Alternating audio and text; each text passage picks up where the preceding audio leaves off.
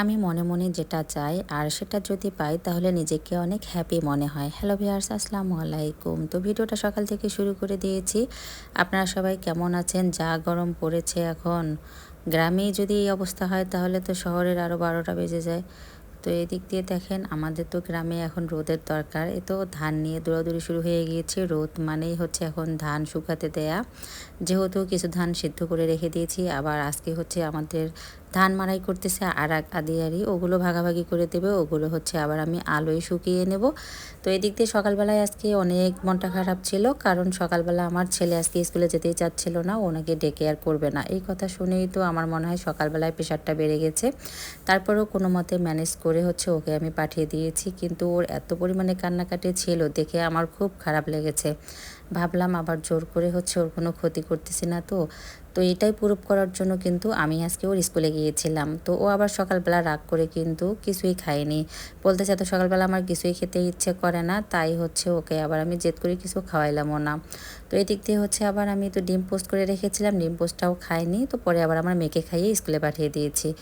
আর এরপর হচ্ছে আমি আমার শাশুড়ি মশাও আজকে বারান্দায় বসে চা খেয়ে নিলাম। আর ধানগুলো রোদে দিয়ে এক মামিকে হচ্ছে দায়িত্ব দিলাম যে 1 ঘন্টার জন্য ধানগুলো দেখাশোনা করবে, আমি একটু স্কুলে শুধু যাবো আর আসবো। তো ছেলের স্কুলে গিয়ে ছেলেকে হচ্ছে তো নাস্তা খাইয়ে ওকে রেখে আমি চলে আসলাম আমার কাজ সেরে। এদিক দিয়ে এসে দেখি আমাদের ঘরের উপরে দেখেন যে পোলটা আছে, এখানে ট্রান্সমিটার, এটা হচ্ছে চেঞ্জ করতেছে। অনেক সময় ধরে হচ্ছে বিদ্যুৎ ছিল না, এমনিতেই হচ্ছে তাড়াহুড়ো করে আসলাম।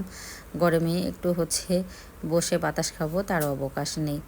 আর এদিক দিয়ে হচ্ছে আমি আবার ধান দিয়ে ছোট ছোট বস্তা এইভাবে রেখে দিয়েছি। তো মিস্ত্রিদের দ্বারাই আবার গিয়ে হচ্ছে তো বড় বড় চটের বস্তায় রেখে দিলাম। এই বস্তাগুলোতে ধান রাখলে কিন্তু ধানটা হচ্ছে ঘামবেও না এবং অনেক দিন পর্যন্ত রাখা যাবে। আর যেহেতু এতগুলো ধান একবারে তো আমি ভেঙে নিয়ে আসবো না, রেখে রেখে ভেঙে নিয়ে আসবো, তাই এভাবে হচ্ছে আমরা কিন্তু গ্রামে রেখে দিই। আপনারা কে কীভাবে রাখেন অবশ্যই একটু কমেন্টসে জানাবেন তো আপু। আর হাতিয়া পোকা যে ধরে, অনেক ধরনের ফুতি ধরে, তো এগুলো থেকে হচ্ছে কিভাবে পরিত্রাণ পাওয়া যায় আপনাদের জানা থাকলে অবশ্যই জানাবেন। অনেকে অনেক ধরনের হচ্ছে জিনিস দেয়, হয়তোবা ধানের মধ্যে কেউ লং, তেজপাতা বা হচ্ছে শুকনো মরিচ দেয়, আর কেউ বা হচ্ছে ন্যাপথলিনও দেয়। তো ন্যাপথলিনটা অ্যাভয়েড করাই উচিত, যেহেতু আমাদের খাবার ধান।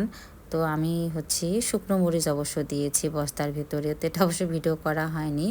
আর এদিক দিয়ে হচ্ছে আমি আজকে আসার সময় সিঙ্গারা নিয়ে আসছিলাম, তো বিকালবেলা দুধ গরম আর হচ্ছে সিঙ্গারা দিয়ে দিলাম বাচ্চাদেরকে নাস্তা। আর রাতের জন্য হচ্ছে ডিম আলুর ডাল আর বেগুন ভর্তা করতেছি। আর বাসায় কোনো কাঁচা বাজার ছিল না, তো আপনাদের ভাই অফিস থেকে আসার পথে আবার অনেকগুলো কাঁচা বাজার করে নিয়ে আসলো। তো সেখান থেকে হচ্ছে দুটো বেগুন নিয়ে তো হচ্ছে ভর্তা করে ফেললাম মাটির চুলায় পুড়িয়ে। আলুর ডালের সঙ্গে বেগুন ভর্তাটা কিন্তু অনেক ভালো লাগে খেতে। ভিডিওটা এখানেই শেষ করলাম। সবাই ভালো থাকবেন, সুস্থ থাকবেন। ভালো লেগে থাকলে ফলো দিয়ে পাশে থাকবেন।